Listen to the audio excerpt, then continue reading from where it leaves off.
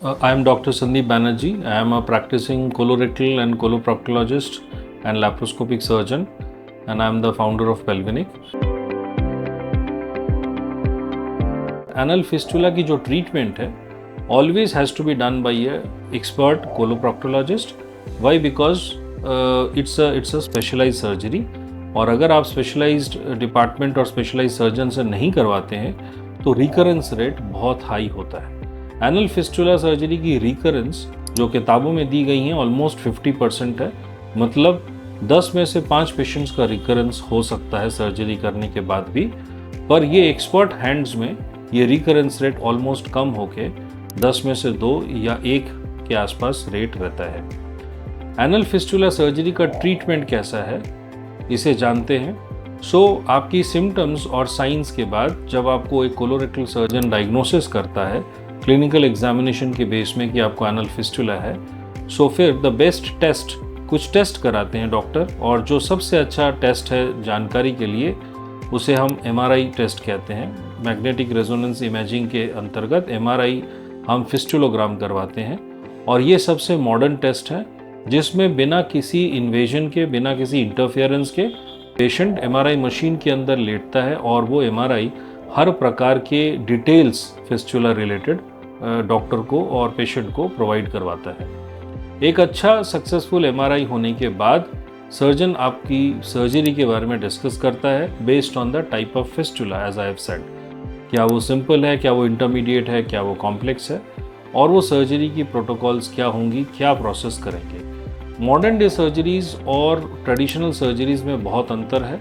Modern day surgeries हम लोग because of new technologies we have come a far way, और बहुत minimal invasion की ओर हमारा एम है, और हम हर पेशेंट को ये ट्राई करते हैं कि ऐसी मिनिमल इन्वेजिव मॉडर्न सर्जरी हो जिससे कि वो जल्द से जल्द अपने काम में वापस आए.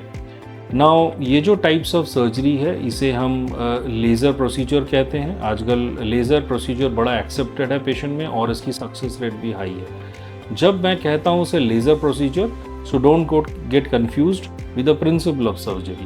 The principle of surgery remains the same, and the principle of surgery is कि ये फिस्टुला की जो वॉल है, कोटिंग है, इन्फेक्टेड वॉल है, इसे हमें ख़त्म करना हो, हटाना है. जब भी पस आपका एक साइड ट्रैक्ट से रेगुलर फ्लो कर रहा होता है और फिस्टुला बनाता है, तो फिस्टुला की एक वॉल्स बनती है, इन्फेक्टेड वॉल, जिसको हटाना या जिसको ख़त्म करना सबसे मेन एम रहता है. So the principle of surgery is same, only the laser is just a new technique or technology जो हम use करते हैं in place of the previous using like scissor, blade और knife.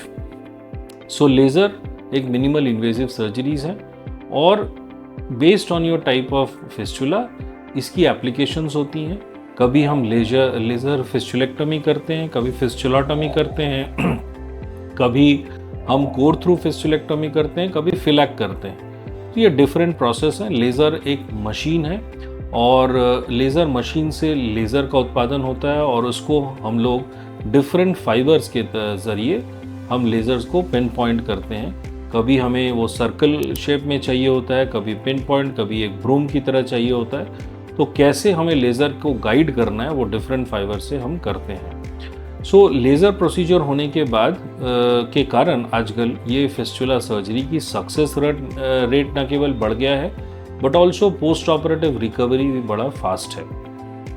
इसे करने के लिए 2 प्रकार के प्रोसेस होते हैं. डे केयर प्रोसेस, जिसमें हम सुबह एडमिट करके शाम को पेशेंट को छुट्टी कर देते हैं, उसमें हॉस्पिटलाइजेशन की ज़रूरत नहीं पड़ती है, और 1 डे हॉस्पिटल स्टे की मैक्सिमम ज़रूरत पड़ती है. चाहे कोई भी फिस्टुला कितना भी कॉम्प्लिकेटेड क्यों ना हो, उसे हम डे केयर प्रोसीजर के अंतर्गत कर सकते हैं. And for last 5 years Pelvinic में हम almost more than thousands of day care surgeries हमने किया है, including simple to complex fistula surgery. इस सर्जरी को करने के लिए हमें एनेस्थीसिया देने की ज़रूरत पड़ती है, और जिस एनेस्थीसिया को हम लोकल एनेस्थीसिया कहते हैं. And local anesthesia में we give a spinal anesthesia, that to a modified spinal, जिसमें एनेस्थेटिस्ट आपके कमर के नीचे लोअर स्पाइन्स में आपको एक छोटा सा सुई लगाता है और आपके जो बिलो द बेल्ट ऑलमोस्ट सब कुछ सुन्न हो जाता है and that numbness and anaesthesia last for only few hours 3 to 4 hours. और उस दौरान हम सर्जरी करते हैं। सर्जरी के दौरान पेशेंट को कुछ भी पता नहीं चलता है और सर्जरी करने के बाद जो ज़रूरत चीज़ है वो पेशेंट स्पाइनल एनेस्थीसिया के पॉइंट ऑफ व्यू से पेशेंट को 12 से 24 घंटा लेटा रहना पड़ता है, रेस्ट करना पड़ता है without a pillow and water consumption adequate होना चाहिए। उसके बाद पेशेंट को हम लोग डे केयर में भी डिस्चार्ज करते हैं या फिर 1 डे मैक्सिमम स्टे रखते हैं। पोस्ट ऑपरेटिवली पेशेंट को एज सच बहुत ज़्यादा पेन नहीं होता है because again thanks to the modern technologies which we use and minimum pain killer से हम पेशेंट को शुरू करते हैं post operative care and based on the patients perception about pain we can top down the pain medicines. Apart from that just एक few 1 week के लिए patient को antibiotics, pain killers and other supportive medications देते हैं। और सबसे important fistula surgery में post operative care में वो है एनल फिस्टुलास की ड्रेसिंग। सर्जरी होने के बाद भी फिस्टुला ड्रेसिंग इसीलिए इम्पॉर्टेंट है क्योंकि फिस्टुला की हीलिंग जो हो वो should be done in a proper inside out and अगर ये इनसाइड आउट थेरेपी के हिसाब से प्रॉपर हीलिंग हो रही है then that healing enables a complete cure of a fistula. कभी कभार ये healing it takes 3 to 6 weeks plus minus 1 to 2 weeks और 3 से 6 हफ्ता की ड्रेसिंग की ज़रूरत पड़ती है।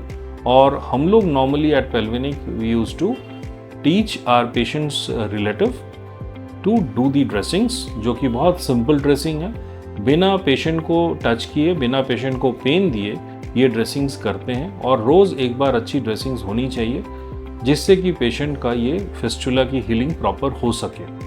Regarding going back to work after surgery, so again thanks to modern day surgeries patient after surgery 2nd, 3rd, 4th any 3 days से अपना नॉर्मल वर्क शुरू कर सकता है विथ सम ड्यू प्रिकॉशंस। और ड्यू प्रिकॉशंस यही है कि नीड्स अ रेगुलर ड्रेसिंग और लॉन्ग सिटिंग आवर्स को अवॉइड करें and have a healthy home cooked food so that the medicines and all can be taken care of. So ये basic back to work इतनी ज़्यादा आजकल के दिनों में इतना इम्पॉर्टेंट है कि हम लोग भी मेक श्योर कि पेशेंट को इस मॉडर्न डे सर्जरी करने के बाद वो दूसरे तीसरे दिन से वापस जा सकते हैं। Normally 90% of the patients after surgery they do resume their work after 3rd, 4th day of surgery. पर फिस्टुला सर्जरी में जिस तरह मैंने आपको बताया कि ड्रेसिंग की बहुत ज़रूरत होती है 3 to 6 वीक्स, वैसा ही पोस्ट ऑपरेटिव फॉलोअप की ज़रूरत होती है। फिस्टुला में हम लोग ने जो पेल्विनिक में जो फॉलोअप का शेड्यूल बनाया है वो है 7 days, 15 days, 38 days and 46 days। ये बेसिक 4 days की हमारी एक फॉलोअप शेड्यूल है।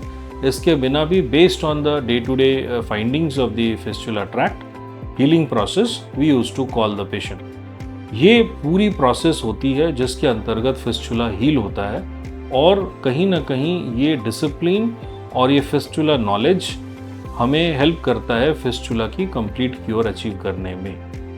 आशा करते हैं कि आपको ये वीडियो बहुत इंफॉर्मेटिव लगा होगा। एनी फर्दर इंफॉर्मेशन के लिए आप ज़रूर हमें लिखें और हमें बताएं, हम आपको हेल्प करने के लिए आई विल बी हैप्पी।